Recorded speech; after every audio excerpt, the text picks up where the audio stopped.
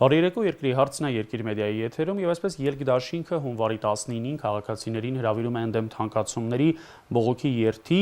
Հատկանշական է, որ ընդդիմադիր որևէ այլ ուժ, այդ թվում խորհրդարանական հիմնական ընդդիմություն, ասում եմ մեծաքանակ ընդդիմություն Ծառուկյան դաշինքը չի միանում եւ չի սատարում ելքին այս հարցում։ Անցած տարվա ապրիլյան ընտրություններից հետո սա փաստորեն առաջին դեպքն է, երբ որևէ ուժ քաղաքացիներին հրավիրում է փողոց, ու թեև պահանջը կարծես թե քաղաքական չէ, ամեն դեպքում հնչում են կարծիքներ, պարզաբանումներ, կանխատեսումներ, իսկ ելքի կողմից խոստում, որ սա կարող է նաև լուրջ քաղաքական գործընթացի հանգեցնել ընդհանուր իշխանության ներսում վերադասավորումների եւ բերել իշխանության համար անցանկալի հետևանքների։ Թեմայի շուրջ Երկրի հարցում այսօր հյուրընկալել եմ Ելք դաշինքի անդամ Գերագույն խորհրդի նախկին падգամավոր Հովիկ Աղազարյանը։ Հովիկ Աղազարյանը ծնվել է 1960 թվականին, ավարտել է ԵՊՀ-ն մեխանիկի որակավորմամբ, տեխնիկական գիտությունների թեկնածու է, աշխատել է Գիտությունների ակադեմիայի մեխանիկայի ինստիտուտում, 1990-95 թվականներին եղել է Գերագույն խորհրդի падգամավոր, քաղաքացիական պայմանագիր կուսակցության վարչության եւ Ելք դաշինքի անդամ է։ Բարի երեկո, պարոն Աղազարյան։ Շնորհակալ եմ հրավերն ընդունելու համար։ Ես էլ շնորհակալ եմ։ Հասկանանք իրավիճակը։ Եթե պարզ է, որ իշխանությանը չպետք է հաճելի լինի ձեր այս քայլը, ապա ինչու մյուս ընդդիմադիր ուժերը նախ եւ առաջ Ծառուկյան դաշինքը չեն միանում ձեր այս քայլին։ Ինչու չեն աջակցում ձեզ։ Նախ ասեմ, որ մենք որևէ քաղաքական քայլ կատարելիս չենք մտածում, թե այդ քայլը իշխանության համար ընդունելի կլինի, հաճելի կլինի, թե չի լինի։ Մենք անում ենք այդ քայլը, որովհետև գտնում ենք դա պահի թելադրանքն է։ Հիմա այստեղ ասել, թե իշխանությունների կամ իշխանությունների որոշ թևերի կարող է ձեռնտու լինել մեր ակցիան, թե ոչ, շատ դժվար է։ Բայց թե ինչու չեն միացել մյուս քաղաքական ուժերը, մասնավորապես Ծառուկյան դաշինքը, ես չեմ կարող ճիշտ ասած իրենց փոխարեն պատասխանել, ես իհարկե մի քիչ անձնական կարծիք, իմ անձնական կարծիքը Ծառուկյան դաշինքի հետ կապված բոլորովին այլ է։ Այսինքն ավելի լավը թե վատը Ելք դաշինքի ավելի վատ մեծամասնությունից։ Դե Ելք դաշինքի ընդհանուր առմամբ դաշինքի կարծիքն էլ կարծես առանձնապես չի փայլում։ Բան չեմ ասում, բայց Ելք դաշինքի կարծիքը ընդհանուր առմամբ Ծառուկյան դաշինքի հետ կապված զուսպ է, ես կասեմ, եւ առանձնապես բացասական շեշտադրումներ չունի, բայց ես գտնում եմ, որ մենք այդ իմաստով որպես դաշինք շատ բարյացակամ ենք վերաբերվում։ Թեև նախընտրական շրջանում այդպես չէր, պարոն Աղազարյան, նախընտրական շրջանում Արամզավենի Սարգսյանը, որոշ առանձին այլ գործիչներ հստակ թիրախավորում են նաև Ծառուկյան դաշինքին։ Միգուցե նաև սա է պատճառը, որ այդ նախընտրական շրջանում ձեր որոշ արտահայտությունների պատճառով նրանք ձեզ չեն միանում այս հարցերում։ Չէ, իմ կարծիքով նրանք մեզ չեն միանում շատ բարձ պատճառով, որովհետև սա իրենց կռիվը չի, ոնց որ ասած, իրենց դաշտը չի, որովհետև թագացումների համար դեմ պայքարելու հարցը բերել փողոց եւ ժողովրդի աջակցություն ակնկալել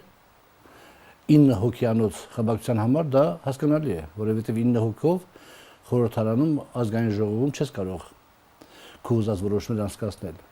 բայց Ծառուկյան դաշինքը, եթե ընդգծված, ընդդիմադիր կեսված կընդունի այս կամ այն հարցի հետ կապված եւ մենք էլ միանանք տվյալ պահին այդ դաշինքին, ապա խորհրդարանում խնդիրներ կառաջացնի իշխող կուսակցության համար այս կամ այն որոշում անցկացնելու իմաստով։ Հետևաբար իրանց փողոց դուրս գալը այսպես կոչված մի տեսակ բան է, նույնիսկ հասկանալի կլիներ։ Կարող է ինչ-որ этаպում միանան, ինչ-որ этаպում, չգիտեմ, բայց դե կարծես թե դրա լուրջ նախանշան չկա, այսօր էլ Գագիկ Ծառուկյանը դերագրողների հետ զրույցում բացառեց ձեզ սատարել այս հարցում, ավելի նախագահի տեխնացուի շուրջ էլ կարծես թե հակվում են դեպի ՀՀԿ-ական տեխնացուն, այդ մասին դեռ կխոսենք, մինչ այդ ես ուզում եմ արտախորհրդարանական որոշ ուժերի 1-2 գնահատական ձեզ համար ասել, եթե ծանոթ չեք կծանոթանաք, բայց ընդհանուր առմամբ գիտեք թե դիրքորոշումն ինչպիսին է, եւ տակ ձեր պատճառը թե ինչու են խոսում ելքի նախաձեռնած երթի մասին այս տոնայնությամբ։ Արմեն Մարտիրոսյանը ժառանգությունից ասում է, սա մեր հարսանիքը չի, ես ոչ եմ գնալու այդտեղ ծապտամ։ Տիգրան Կարապետյանը ասում է, ելքը շինց ու կազմակերպություն է, իսկ իսկական ընդդիմադիրները բանտերում փտում են։ Ինչն է սրա պատճառը, որ արտախորհրդարանական ընդդիմությունը ձեզ այսպես է վերաբերվում։ Ասեմ, ես կարծեմ մեր հարցազրույցից մի քիչ ժամանակ եմ այդ մասին խոսել։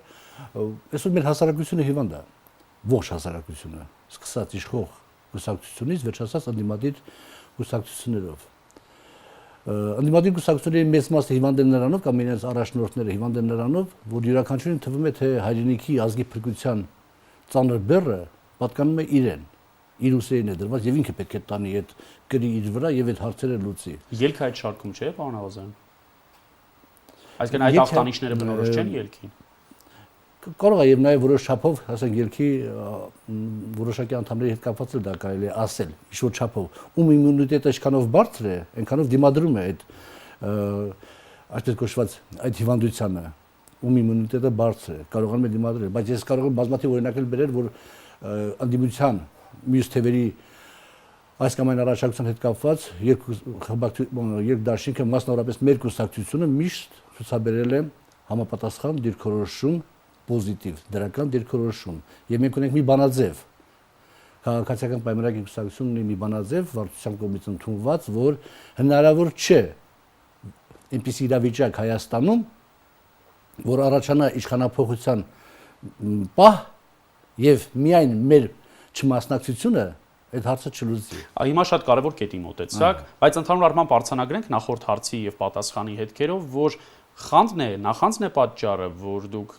հավակնում եք լինել ընդդիմադիր դաշտում առաջատարը, ընդհանուր միակը, եւ այն մարդիկ, որոնք այսօր խորհրդարանում չեն այն ուժերը, խանդի կամ նախանձի պատճառով չեն միանում ձեզ։ Եթե շատ կարճ ասեք, դա է հիմնական դա է։ Շատ լավ։ Հիմա այդ իշխանափոխության հնարավոր սցենարի հետ կապված, երբ դուք կարող եք լինել առաջնային շարքերում։ Տեսեք, ելքը միշտ ասում է, որ քաղաքացու կողմից պիտի պատվեր ստանա իշխանափոխություն անելու, չէ՞, կամ որևէ օրակարգ պիտի ձևավորի, այդ տերմինոլոգիան էլ հստակ սահմանել եք։ Բայց այս ամիսներին, ընդ որում նաև խորհրդարանական ընտրությունից հետո շրջանում չէիք դիտարկում փողոց դուրս գալու հնարավորությունը, ասում եք, որ դրա հանրային պահանջը չկա։ Հիմա կա հանրային պահանջ դուրս գալու փողոց, որ դուք այս երթը նախաձեռնել եք։ Դե փաստորեն այսպես թանկացումների պատճառով ստեղծվել է մի իրավիճակ Հայաստանի Հանրապետությունում, որ բոլորին դա վերաբերվում է, բոլորին է վերաբերվում։ Եվ այստեղ եթե մենք ասում ենք իբրև թե քաղաքական հարց չի, իրականում քաղաքական է, ոչ քաղաքական չի։ Եթե իշխանությունները չեն նկատում, չեն ուզում նկատեն հասարակության մեջ տիրող սոցիալական ծանր վիճակը եւ համապատասխան դիրքորոշում չեն ընդունում եւ նույնիսկ հակառակը, եւ դրա հետ կապված մենք խնդրում ենք ժողովրդին իր կարծիքը հայտնել, սա քաղաքական է։ Դե մեծ հաշվով ամեն ինչ քաղաքական է, պարոն Աղազարյան, խոսքը պահանջների մասին է, այսինքն այս երթին գոնե դուք իշխանափոխության պահանջ չեք հնչեցնելու, թե հնչեցնելու եք։ Այս երթին կարող է եւ չհնչեցնենք, ամսի 19-ի երթին կարող է եւ չհնչեցնենք, բայց եթե մեր առաջարկությունները, մենք ասենք որոշակի մասը հավաքվի, քրիտիկական, ասենք քրիտիկական ինքնատուն բազմահազարանոց մասը հավաքվի, 1-2 անգամ երթ կազմակերպելուց հետո որը կպահանջի, այդ մասսան կպահանջի համապատասխան օրենքների փոփոխություն, որպեսզի թանկացումները հետ գան նախքին դիրքին, եւ եթե չընդունվի այդ դեպքում այդ առաջարկությունը, իհարկե հաջորդ քայլը կլինի դա իմ կարծիքով, դա իմ կարծիքն է, որ կպահանջենք իշխանափոխություն։ Ամեն դեպքում ելքը, տեսեք, հանրային վերջին հավաք անցկացրել է խորհրդարանական ընտրություններից առաջ, խոսքը փողոցում հավաքի մասին է, դրանից հետո տևական ժամանակ շատեր անգամ ասում են post-քաղաքական սինդրոմ է, այսինքն չկա որևէ քաղաքական զարգացում, մարդիկ փողոց դուրս չեն գալիս, դուք ինքներդ էլ ընդունում եք, որ չկա դրա պահանջը, այսինքն չկա քաղաքական օրակարգ, մարդիկ ձեզ նման պահանջ չեն ներկայացնում։ Հիմա ձեր աղբյուրները ինչ են հուշում, այսինքն դուք մոտավորապես ինչ սպասում ունեք, քանի մարդ է դուրս գալու փողոց, ինչ պահանջներ են նրանք ձեզ ներկայացնելու, որ դուք էլ իշխանությանը ներկայացնեք։ Այսինքն այս փուլում ձեր օրակարգը ո՞րն է։ Շատ դժվար է ասել գնահատական տալ, թե ինչքան մարդ դուրս գա փողոց, բայց թե ինչքան դուրս գա, դա դեռ չափանիշ չի, որովհետև իսկապես մի տեսակ քաղաքական լճացման շրջան ենք ապրում, որ ժողովուրդը նաև ելքի հանդեպ, ասենք որոշակի շրջանակներ կան, որ ելքի հանդեպ իրենց վերաբերմունքը դեռ չեն հստակեցրել, չգիտեն ելքը ինչ քաղաքական օրակարգ պետք է թելադրի, ուր պիտի գնա։ Դրա համար կարող է շատ մասնա դուրս չգա։ Դա չի նշանակում, որ այդ հարցը պետք է օրակարգից հանել։ Մենք հնարավոր բոլոր տարբերակներով կպայքարենք այդ թանկացումների դեմ պայքարը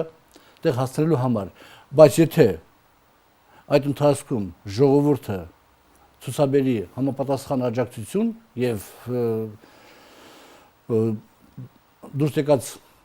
երթի դուրս եկած կամ հանրահավաքի հետագայում եթե հանրահավաք անենք քաղաքացիների թիվը լինի բազմահազար, այսպես կոչված, ժամանակ մենք կարող ենք տվյալ ժամանակ, տվյալ պահին արդեն որոշում կայացնել։ Այսինքն աջակցություն ցուցաբերելը ենթադրվում է հենց միայն այդ տեսքով։ Մարդու ֆիզիկական ներկայությունը փողոցում, ոչ միայն Facebook-յան կարգավիճակների տեսքով, այլ նաև փողոցում ձեր ակցիաների Ցավոք սրտի մի հսկայական մասը մեզ կհետևի հենց Facebook-ից, YouTube-ով եւ այլը կհետևի հետաքրքրության համար, ուղղակի տեսնի թե ինչ է տեղի ունենում եւ դուրս չի գա փողոց։ Այդ պատճառով եմ ասում, որ փողոց դուրս եկածների զանգվածը դեռ չի որոշում որ ժողովրդի մոտ այդ հարցը ինչ ընկալում ունի։ Պարոն Ղազարյան, ամեն դեպքում այն տպավորությունն է ստացվում, որ տեսեք անցած 9-10 ամսվա ընթացքում քանի որ դարձյալ կրկնեմ առաջին նմանատիպ միջոցառումն է հետընտրական, տպավորությունն է, որ մենք այս շրջանում առավել կարևոր կենսական խնդիր չենք ունեցել։ Սա առաջինն է, հետևաբար ելքը որոշում եք կայացնում դրա համար մարդկանց հանել փողոց։ Մինչ այդ, այսինքն անցած տարվա երկրորդ կեսին չենք ունեցել խնդիրներ, երբ ելքը դիտարկել է դարձյալ մարդկանց փողոց կանչելու հնարավորությունը։ Դե խնդիրներ անընդհատ կան։ Իշխող կուսակցությունը, հանրապետական կուսակցությունը փաստորեն տնտեսության զարգացման հետ կապված, սոցիալ-տնտեսական հարցերի լուծման հետ կապված որևէ պարտավորություն գրեթե խոստում նախընտրական չի կատարում, բայց դե բոլոր դեպքերում դա այն պահը չի, որ այն հարցերը չէին, որոնք ասենք հնարավոր լինել դիմել ժողովրդի աջակցության այդ հարցերը լուծելու համար։ Տվյալ պահին, սա այն հարցն է, որ հնարավոր է, որ ժողովուրդը աջակցի մեզ եւ մենք 9 հոգեյանոց խմբակցություններով հանդերձ խորհրդարանում կարողանանք այդ հարցը լուծել։ Կարող է պետք է անմիջապես ըսկի հարցը չհասնի դրան, որ բազմահազարանոց ամբողջ հավաքվի, իշխանությունները կարող են իրենք ուղղակի արդեն տեսնել, որ ինչ-որ բան կարող է տեղի ունենալ, իրենք նախաձեռնեն եւ փոխել ինչ-որ տեղի ունեն ինչ-որ իմաստով քննարկումներ են անում, որոշում են վերանայել ինչ-որ հարցեր եւ այլն։ Սարգսյանի մոտ կայացած հայտնի խորհրդակցությունը նաեւ երևի նկատի ունի։ Պարոն Աղազարյան, եթե ամեն դեպքում հստակ չեք կարող այս բանին ասել, որովհետեւ կարող են կանխատեսել ընթացք ստանալ եւ մարդկանց քանակն էլ չեք կարող կանխատեսել, բայց գոնե կարող եք հուշել պահանջների հիմնական բնույթը լինելու է տնտեսական, ինչը որ մենք հաճախ լսում ենք խորհրդանում նաև Ծառուկյան դաշինքի կողմից, անգամ կոալիցիայի մաս որոշ դաշնակցականների կողմից ենք լսում, անգամ որոշ ՀՀԿ-ականների կողմից, որոնք բոլորն էլ ընդունում են, որ այո, կա թանկացում եւ դա սոցիալական բեռ է։ Թե ամեն դեպքում բարձրացնելու եք այսպես բանը։ Սկզբնական շրջանում համենայն դեպս լինելու է տնտեսական սոցիալական պահանջները, որովհետեւ այս երբ որ մենք նախատեսել ենք լայն շրջանակների համար։ Հետևաբար այդ կարող են գալ մարդիկ, որոնք համաձայն են, որպեսզի այդ հարցը բարձրացի խորհրդարանում եւ թանկացումների դեմը առնվի։ Բայց որևէ քաղաքական պահանջի իրենք կարող համաձայն չլինեն։ Այդ հետագա զարգացումները ցույց կտան, թե ինչ ուղղությամբ կարող գնա, բայց սկզբնական շրջանում հաստատ որ միայն տնտեսական է։ Այդ դեպքում որոշ այժմ արդեն ոչ падգամավոր հանրապետականների էլ կարող եք կանչել, որովհետև նրանք եւս իրենց տարբեր հարցազրույցներում դժգոհում են թանկացումներից, ընդունում են, որ կան լուրջ խնդիրներ, այնպես որ սա կարծես մի խնդիր է, որը բոլորին է վերաբերում։ Իհարկե, բոլորին վերաբերում է։ Դե հիմա հանրապետական կուսակցության անդամները կարող են մասնակցել, երթը բաց է, որովհետեւ սահմանափակում չկա, ընդհանրապես սահմանափակում չկա, եւ եթե կան իրենք էլ ելույթ ունենան եւ ասել այո, մենք էլ ենք միանում 9 հոգեյանոց խմբակցությանը, որպեսզի այս հարցը բարձրացվի խորհրդարանում եւ այդ հարցը լուծվի, մենք դրանից մենք ուրախ կլինենք։ Մենք երբեք չենք առաջնորդում այն սկզբունքով, որ եթե մենք հարց ենք բարձրացնում նորից կրկնվեմ քննարկելու կամ ինչ-որ հարց լուծելու համար, դա իշխանով է ձեռնտու իշխանություններին, ձեռնտու չի նույն մենք դեռ երկխմբակցությունը չկար, ապրիլյան հայտնի դեպքերի ժամանակ քաղաքացիական պայմանագիր կուսակցությունը ինքը նախաձեռնեց իր ակտիվով մասնակցեց հայտնի դեպքերի որոշակի իր լուման ներդրեց։ Այսինքն երթի կազմակերպիչների համար էլ շատ բան պարզ չէ եւ ամեն ինչ կախված է լինելու թե այդ օրը քանի մարդ է միանում ձեզ եւ իրենք ինչ պահանջներ են ներկայացնում։ Պարզ է այնքանով, որ եթե լոկալ իմաստով մենք կարողանանք այս քաղաքական ակցիայի շնորհիվ թանկացումների դեմը առնել, մենք համարենք, որ մենք տվյալ պահին խնդիր ենք լուծել։ Էդմոն Մարուկյանը այսօր չբացառեց նաև նստածույցի անցկացումը։ Այսինքն հնարավոր է հետ վերադառնաք ազատության հրապարակ, այդտեղ որոշեք գիշերը լուսացնել։ Այո, հնարավոր է տարբեր տարբերակներ, միջև ինչ-որ իմաստով տրամաբանական ավարտի հասնի։ Չնայած դժվար է ասել, թե տրամաբանական ավարտը որոշ դեպքերում ոնց կլինի, եթե ասենք օրենքը չընդունվի կամ խորհրդարան քննարկման հարց չդառնա, մենք բոլոր դեպքերում անելու ենք բոլոր հնարավոր օրենքի սահմաններում բոլոր հնարավորը այդ հարցի լուծման հասնելու համար։ Նիկոլ Փաշինյանի մի գրառում շատ տարակարծիք մեկնաբանությունների առիթ տվեց, երբ գրել էր բոլոր այն մարդիկ, ովքեր եթե փողոցում բազմահազարանոց մարդիկ չհավաքվեն, դա կնշանակի, որ նրանք խնդիր չունեն թանկացման հետ։ Մի քիչ կարծես իմպերատիվ է հնչում, կատեգորիկ է հնչում, պարոն Աղազարյան։ Միգուցե մարդիկ ունեն այդ խնդիրը եւ ակնհայտ է, որ բոլորը ունեն, ամեն մեկի վրա դա մի կերպ է ազդում, բայց ոմանք վերապահումներ ունեն ձեր ուժի հետ կապված։ Այսինքն դարձյալ դուրս կգային փողոց, բայց իրենք ձեր ուժի հետ կապված որևէ վերապահում դժգոհություն ունեն, չեն ուզում ձեր դրոշի ներքո այդ Տվյալ պահին իհարկե պարոն Փաշինյանը մի փոքր կարող է սուր ձևով է հարցը դրել, բայց բոլոր դեպքերում ի՞նչն է խնդիրը։ մենք ոչինչի չենք հավակնում, մենք ոչինչ տվյալ պահին։ Ոչ մի հավակնություն չունենք բացառությամբ այդ հարցը լուծելու։ Այդ հարցը լուծելու համար պետք է իշխանությունները տեսնեն, որ ժողովրդի լայն զանգվածները ցանկանում են, որպեսզի վերանայվի։ Եվ հետեւաբար թողան ընդամենը մասնակցեն այդ երթին, եթե ժամանակ ունեն, եւ պարտադիր չի, որ անպայման կոնկրետ իրեն է վերաբերվել։ Կարող է մարդ կա, որ իրան այդքան էլ չի վերաբերվում կամ իրեն այդքան իր գրպանին այդքան չի ազդում այս թանկացումները, բայց ինքը պետք է հասկանա, որ շրջապատի համար էլ կարող է ինքը դուրս գալ ընդամենը, որպեսզի այդ հարցը լուծվի եւ վերջ։ Երբ որ Նիկոլ Փաշինյանը քաղաքական հարց կբարձրացնի, այդ պահին Դե Փաշինյանը նախորդի իր ճեպազրույցում կամ ասուլիսում ասաց, որ սա նաև կարող է քաղաքական լուրջ հետևանքների հանգեցնել։ Կարող է հանգեցնել հետևանքների, բայց ոչ այդ օրը, ոչ առաջի օրը ընդհանրենք։ Պայքարի ձեր մեթոդի, այս դեպքում ձեր ընտրած մեթոդի մասին, պարոն Աղազարյան, ելքը ունի փորձառություն խորհրդարանում լսումներ կազմակերպելու եւ ԵՏՄ-ից դուրս գալու հետ կապված ելքը լսումներ հրավիրեց։ Ինչու նաև այս դեպքում չընտրվեց այդ գործիքը։ Խորհրդարանական լսումներ կազմակերպել, խորհրդարան հրավիրել Արտակ Շաբոյանին, որը իդեպ հետևողականորեն մերժում է իմ հրավերները գալու այս հաղորդմանը, բայց գոնե խորհրդարան կարելի է նրան բերել։ Այսինքն անմիջականորեն այդ հարցի համար պատասխանատու անձին հրավիրել խորհրդարան եւ նրանից բարձրաբանումներ ստանալ։ Սա վատ գործիք է։ Խորհրդարանական լսումները այն ֆորմատով, ինչ ֆորմատով որ մենք ենք արել, պարտադիր չէ որ Շաբոյանը ինքը Շաբոյանը գա, կարող է ընդդեմ ցանկացած այլ մարդ, կենտրոնական բանկի նախագահ, ֆինանսների նախարար։ Ուղղակի այս անգամ որ քննարկվեց մեր մոտ դաշինքում,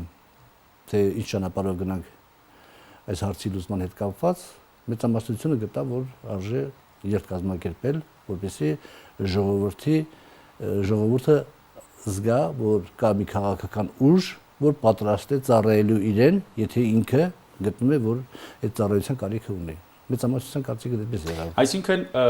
երթի արդյունավետության գործակից ավելի բարձր է լինելու, քան խորհրդարանական լսում հրավիրելու։ Այո, երկի արդյունավետության գործակիցը շատ ավելի բարձր է լինելու։ Չնայած նորից եմ ասում, ընդհանրապես մենք այդ հայտարարություն արեցինք, անմիջապես իշխանական բարձր օղակներում սկսեցին այդ թեմայի շուրջ խոսել եւ ասել թե ին հոգեանոց խմբակցությունը ոչինչ չի որոշում, դա մի քիչ ճիշտ չի, շատ բան է որոշում։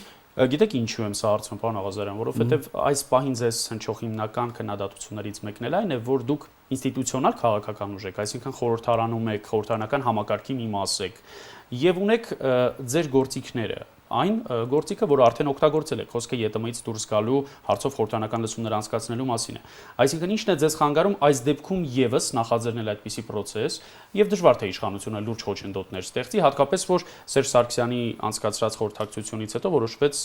հունվարի 23-ին այդ հարցով խորհրդարանում լսումներ անցկացնել տանկացումների հարցով։ Բանն այն է, որ բացի մեզնից, որպես ընդդիմադիր ուժեր կամ մեր դաշինքում գտնվող անհատներից խորհրդարանից դուրս գոյություն ունեն բազմաթիվ կուսակցություններ եւ անհատներ,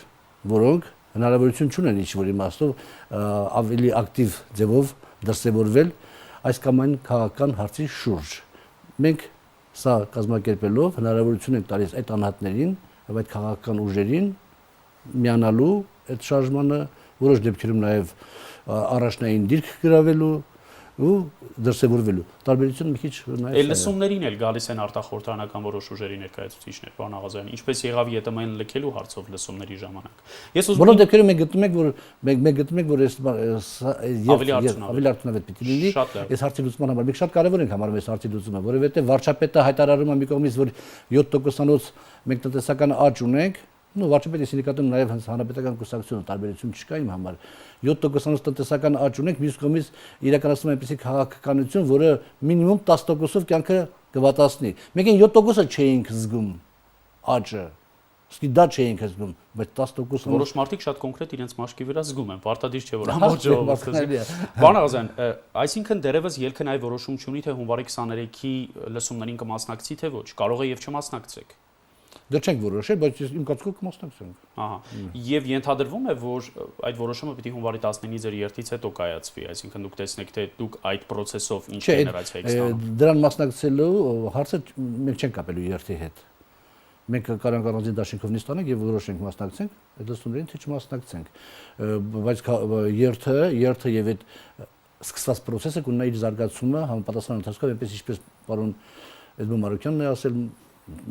նաև տարբերակով նստածությունների տարբերակով կամ այլ տարբերակ։ Կարող է պատահի 23-ով էլ ավարտվի, 23-ին խորհրդակցության ժամանակ այնպեսի բան որոշվի, որ ասենք անիմաստ դառնա մեր հետագա պայքարը, որովհետև արդեն մեր հարցերը լուծված են, ասեմ։ Իսկ եթե հակառակը լինի, եթե ձեր սպասածից շատ ավելի քիչ մարդ դուրս գա փողոց, պայմանավորված ամենատարբեր հանգամանքներով, քաղաքական ապաթիա է, մարդիկ հետաքրքրված չեն որևէ հարցով, ձեր քայլերը որոնք են լինելու, այսինքն դուք քաղաքացուն եք մեղադրելու, որ իր շահերը պաշտպանելու համար դուրս չի գալիս, ինչն է լինելու դեր հետևությունը։ Չէ, մենք երբեք քաղաքացուն չենք մեղադրելու, լինում են առանձին դեպքեր, որ մենք թիրախում ենք դեպի քաղաքացուն, բայց դա շատ ժամանակ պայմանավորված է զգացմունքային, էմոցիոնալ, ասենք, նկատումներով։ Բայց դրանք բավական հաճախ են, պարոն Աղազարյան։ Հաճախ են, մենք դրա դեմ հիմա մենք ինքներս գտնում ենք, որ դա այդքան էլ ճիշտ չի, որովհետև քաղաքացին հասցված է շատ ծանր բարեհոգեբանական իրավիճակի եւ նրա վրա արդեն կարելի է ազդել ուրիշ ձևերով, ովքեր ազդելու հնարավորություն ունեն։ Դա արդեն այդ վիճակն է եւ նրան մեղադրել չի կարելի։ Եվ ամենասարսափելին այն է, որ ասենք մեր սահմանները ոնց որ ասած բաց են, մանավանդ ԵԱՏՄ-ն որ գոյություն ունի, այդ կրիտիկական էներգիան դժվար է հավաքվում։ Մարդիկ հուսահատվում են, հուսալքվում եւ թողնում են լքվում հայրենիքը։ Ես հիշում եմ ելքի հենց ղեկավար կազմի մի քանի տասնյակ հայտարարություններ, մոտավորապես այս ենթատեքստով դուք եք ընտրել ձեր ապագան, դուք եք վերցրել ընտրակաշառքը 10,000 դրամը, դե համակերպվեք, սա ձեր ընտրությունն է, մեզնից պահանջելու ոչինչ դուք չունեք։ Սա մեղադրանքի պես է հնչում։ Կարելի է տարբեր փաթեթավորումներ տալ։ Հիմա հակառակ process-ն է կարծես տեղի ունենում։ Երբ ելքը քաղաքացուն ասում է Արամ Զավելի Սարգսյանն էլ այսօր իր մի հարցազրույցում ասաց, ճիշտ է դու վերցրել ես 10,000 դրամ, բայց անգամ դու կարող ես գալ։ Այսինքն մի քիչ այստեղ կարծես հստակության խնդիր կա, ի վերջո քաղաքացու հանդեպ ձեր վերաբերմունքը ինչպիսին է։ Ձեզ չընտրած քաղաքացու, ընտրակաշառք վերցրած քաղաքացու։ Ես այստեղ ցանկանում եմ իմ կարծիքը հայտնել, որ քաղաքացին նախ այդ ընտրակաշառք վերցնող քաղաքացիները տարբեր շերտեր ունեն, տարբեր շերտավորում կա։ Մարտադիր չի, որ մարդը վերցրել է 10,000 դրամը, որովհետև ինքը դրա կարիքը ունի։ Վերցրել է, որովհետև ինքը չի կարող չվերցնի։ Թաղի տղաները, իշխանական լծակները ճնշել են, եւ այդ 10,000 դրամ վերցնելը ուղղակի բանը։ Բայց ընտրության արդյունքներն են իմացել։ Եթե նա իր խղճի մտոք ամեն դեպքում պատրաստ է գնալ եւ քվեարկել, թաղի տղաները իմանալու են նրա քվեարկությունը։ Դավիթ ջան, դու քվեարկությանը մասնակցել ես։ Իհարկե։ Դու որ գնում ես քվեարկության չէ տնում, ասես սիրուն տղերքին ձիգ-ձիգ կանգնած, քվեատոփից գրեթե միջև դուրս, որոնք աշկերով նայում էին ու հսկում էին այ մարդկանց, որոնց հետ իրենք նախորդին խոսել են։ Բայց քվեարկության արդյունքը կարող են իմանալ կոնկրետ քաղաքացու քվեարկածը։ Իհարկե չեն կարող իմանալ, բայց իհարկե չեն կարող իմանալ, բայց քաղաքացին շատ ժամանակ ճնշվում է եւ այդ բանը գնում է քվեարկում է կուրորեն։ Եթե այդպես չի, եթե այդպես չի, ապա ինչու ենք մենք բարելքման աշճանի հասցնում մեր ազգին ու բաժանում այդ ընտրակաշառքը։ Չէ՞ որ իշխանական լծակները եթե ուզենան չբաժանվի, չի բաժանվի։ Բայց ինչու են եթե 10,000 դրամ իր ազդեցությունը չունի, ապա ինչու են բաժանում։ Անպայման իր ազդեցությունն է, բայց բոլոր դեպքերում մեր ժողովուրդը աշխարհի ամենալավ ժողովուրդն է։ Եվ նույնիսկ այդ 10,000 դրամը ինքը որ վերցրել է, ինքը տարբեր բաներով է վերցրել։ Ամենաաղքատն է վերցրել է, չի վերցրել նրա համար, որ ինքը 10,000 դրամի կարիք ունի։ Վերցրել որ զալլա տարան, թող այդան ռադների քաշեն են տնից։ Այդ չգան։ Մենք հիմա ասում ենք, որ սիրելի ժողովուրդ, դուրս եկեք, 10,000 ես վերցրեք, այդ 10,000-ն էլ քոնը են, 100,000-ը որ իրանք լափում են, այդ էլ քոնը։ Դուրս արի փողոց տնենք, կարանք միասին կանգնենք իրար կողքի, մեր հայրենիքի, մեր ազգի, մեր ճակատագրի հետ կապված, ասենք կարևորագույն որոշումներ ընդունենք։ Այդ 10,000 դրամը չի կարա չափանիշել։ Բան չեմ ասում, եղել է դեպքեր, որ մենք ասենք վրթոված ենք եղել, հա, վերցրել 10,000-ը փորձել ենք ազդենք տարբեր ձևերով, բայց դա եղել է պահի թելադրանքը, մենք մեծ մասշտաբով չենք մեղադրում ժողովրդին։ Պարոն Աղազարյան, Փաշինյանը եւ մյուսները հաճախ հայտարարում են, որ ժողովրդին պարտության չեն տանելու, այսինքն եթե վստահ չեն իրենց հաղթանակի մեջ, իրենք չեն գնալու չկշռադատված քայլի։ Հիմա տեսեք, նախագահի տեխնացուի շուրջ, երբ դուք ձեր տեխնացուին առաջադրեցիք, իդեմս Արտակ Զայնալյանի, շատ երկակի տպավորություն էր։ Դուք շատ լավ գիտեիք, որ այդ քայլը հաջողություն չի ունենալու, եթե անգամ Ծառուկյան դաշինքը ձեզ աջակցի, ինչը անգամ այդպես չեղավ, այսինքն Ծառուկյան դաշինքը ձեզ չաջակցեց։ Եվ հանրապետական եւ դաշնակցական մեծամասնության կոալիցիոն մեծամասնության կողմից ներկայացված տեխնացուն պիտի հաղթեր։ Այդ դեպքում ինչու գնացիք այդ քայլին։ Իմաստը ո՞րն էր այդ քայլի, ասեք։ Տեսնում եք, դուք մի քիչ առաջ հարց տվեցիք, թե եթե մենք խորհրդարանում կանք ներկայացված եք, այդ դեպքում ինչ կարիք կա փողոց դուրս գալու, չէ, ասենք, երբ որ կարանք խորհրդարանում այդ հարցերը բարձրացնենք։ Նախագահի տեխնատու առաջադրել, նախ մեր տեխնատուն շատ լավ տեխնատու է, իր կենսագրությունը, իհարկե, բան չեմ ասում։ Տեխնատու առաջադրելը հենց ինքն նաև ինչ-որ մի ինստիտուցիոնալ քայլ է, քաղաքական process-ներին մաս կազմելու, ասելիք ասելու, ներկայացնելու տեսակետը այս կամ այն հարցի հետ կապված, նաև այդ իմաստով մենք կարծում ենք, որ կարող է եւ Ծառուկյան դաշինքը աջակցի եւ չէին կարծում իհարկե որ արդյունք կունենան կընտրվեն հանրապետականները։ Ծառուկյան այսօր վերջակետ դրեց այդ խոսակցություններին, ասելով որ չեն աջակցել։ Միգուցե այստեղ ելքն է սխալ կողմից սկսել։ Միգուցե մինչև ձեր տեխնացուին հրապարակայնացնելը դուք պիտի Ծառուկյան դաշինքի հետ նախ երկկողմ համաձայնության գայիք, որովհետև իրենք ինչ են ասում, Վահեն Ֆիաջյանը, մյուսները ինչ են ասում են իրենք որոշել են 9 հոգով, հետո եկել են 31 հոգանոց խմբակցությունից աջակցություն են ուզում։ Մենք ավելի շատ ենք, մեզ հետ միգուցե մենք ենք տեխնացու առաջարկում։ Այսինքն միգուցե հակառակ կողմից էր պետք։ Անկեղծ ասած, ես շատ ուրախ ու հպարտանում եմ մեր քաղաքական լիդերներով, Էդմոն Մարոկյան, Արամ Սարգսյան, Նիկոլ Փաշինյանով, որ այդքան զսպվածություն են ցուցաբերում Ծառուկյան դաշինքի հետ կապված։ Ես Ծառուկյան դաշինքին չեմ համարում ընդդիմություն սկի։ Կոնկրետ ես, որ քիչ քաղաքական փորձ չունեմ, ես չեմ համարում ընդդիմություն։ Իրանք ընդդիմություն չեն։ Իրանք նույնիսկ ավելի վատ դերակատարություն ունեն Հայաստանի Հանրապետության համար, քան Հանրապետական կուսակցությունը։ Ահա, անգամ այդպես։ Այո, դա իմ գնահատականն է անձնական, ոչ թե որպես վարչության գնահատական, այլ իմ անձնական գնահատականն է, որ հայ իրականության մեջ Ծառուկյան դաշինքը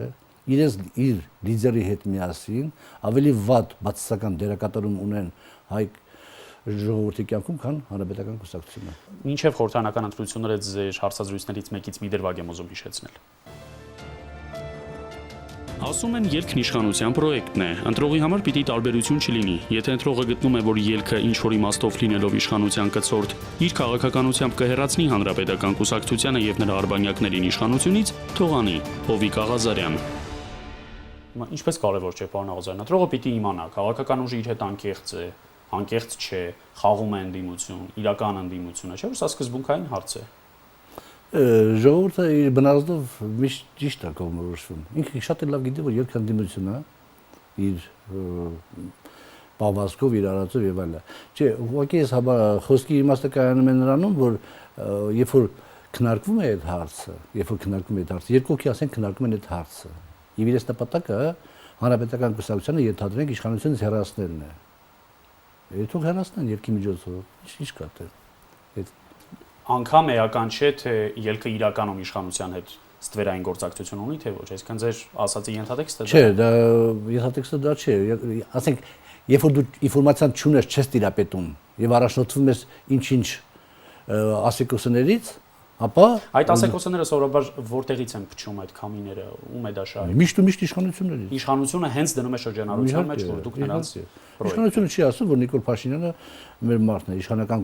լծակների մոտ կանգնած մարդիկ չեն ասում, որ Օրոն էլ էր ասում, Օրո դաշինքն էլ էր ասում։ Հա, ասում են մարդն է, բայց դե Նիկոլ Փաշինյանին սախաշխարն է ճանաչում արդեն։ Ո՞նց կարելի ասեք այդպեսի բան ասել։ Ասեք, դա չի կարող ստացվել։ Ավարտում ենք, պարոն Աղազարյան, շատ կարճ ժամանակ ունենք։ Շաբաթներ առաջ այստեղ էր Լենան Ազարյանը, խմբակցության պատգամավոր, երբ հարցրի, թե ով է ավելի անցանկալի ելք դաշինքի համար որպես վարչապետ, Սերժ Սարգսյանը թե Կարեն Կարապետյանը, նա ասաց երկուսն էլ հավասարապես անցանկալի են։ Այդպես է։ Դե ես դնում եմ որ տարբերություն չկա, երկուսն հանրապետական կուսակցության ներկայացուցիչ են, մենք գործ ունենք, կոնկրետ ես գործ ունեմ հանրապետական կուսակցության հետ։ Իսկ եթե հենց անձերի մասին խոսենք, ոչ թե ակնհայտ է որ կուսակցության այդ հանրապետական կուսակցության ներկայացուցիչը պիտի լինի, բայց այդ կուսակցությունն էլ է բազմազան, չէ՞։ Չեմ ուզում այնպեսի ձևակերպում տամ, որի արդյունքում Սերժ Սարգսյան ավելի նախընտրելի լինի, բայց Կարեն Կարապետյանը իմ համար շատ անընդունելի ազնվորություն է։ Երկուսն էլ հավասարապես անընդունելի են, թե Սերժ Սարգսյանը ավելի անընդունելի է ելքի համար, քան Կարեն Կարապետյանը։ Դու ես չեմ կարող ասել այս բային ելքի հետ ամբողջ որպես դաշինքի տեսակետ, իմ համար դժվարանում եմ իսկ ասել։ Իմ համար երկուսն էլ անընդունելի են։ Երկուսն էլ հավասարապես անընդունելի են։ Որովհետև իրենք ներկայացնում են մի ուժ, քաղաքական ուժ, որը չի իրականացնում իր նախընտրական հասարակ էլեմենտար ծրագրային դրույթները չի իրականացնում աղքատության դեմ եւ այլ բաներ չի իրականացնում եւ համապատասխան քայլեր չի անում։ Բայց Սերժ Սարգսյանի քաղաքական պատասխանատվությունը այդ ամենի համար 10 տարի է, եթե ոչ ավել, եթե սկսում ենք նախագահության առաջին ժամկետից։ Կարեն Կարապետյանին ընդամենը տարի ու կես, եւ ձեր քննադատությունը չի կարող հավասար լինել երկուսին էլ։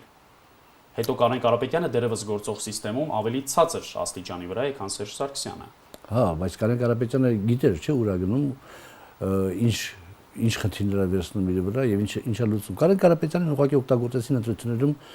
լուրջ հաջողության հասնելու համար։ Այդքան բան է։ Ավարտում ենք, խնդրեմ շատ կարճ։ Նախագահի տեխնացուի հետ հասկացանք, ամեն ինչ վարչապետի տեխնացու ելքը ունենալու է, արդեն ունի այդ իրավունքը որպես խմբակցություն ունենալու է։ Հայտնի է վարչապետի ձեր տեխնացուն ով է։ Դեռ ոչ։ Դուք պարտադիր առաջադրելու եք վարչապետի ձեր տեխնացուն, լավ իմանալով, որ նա չի հաղթելու։ Այն որ առաջադրելու ենք, դա հաստատ, թե ով է դեռ չենք որոշել, բայց մենք չենք մտածում, որ նա չի հաղթելու։ Կարող է պատահի թանկացումների հետ կապված եւ թե շրջանակներում այնքան զարգացում ունենա, որ հետո ժողովուրդը կանի խորհրդարանի մոտ ասի պիտի ընտրեք Աղազարյան Հովիկին որպես վարչապետ, եթե դեռ ելքը որոշ։ Բացահայտեցիք նաեւ տեխնացուն, հասկանալի։